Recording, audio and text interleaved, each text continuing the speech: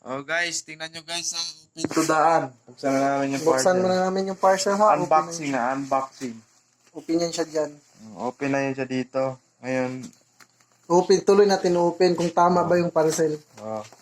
na-unbox na namin. Mystery box ng Pilipinas. Sana hindi yan scam. Sana legit to. Sana hindi to ba to? Hindi rin na lang sa side ko ba? Para mabiling dito. Pagkat dito. Ito ba siya dapat eh? Basta ipadala mo na sa babay. Kumagula.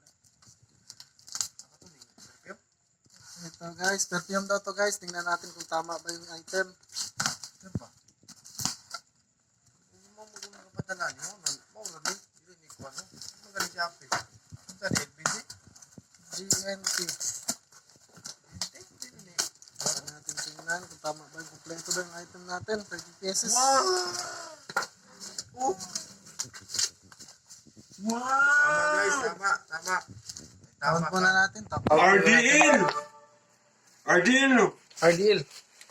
1, 2, 3, 4, 5, 6, 7, 8, 9, 10, 11, 12, 13, 14, 15, 16, 17, 18, 19, 20, Wow! 21, 22, 23, 24, Amazing! 25, 26, 27, 28, 29, 30. RDL! Tama lang, 30 pesos guys. Thank you.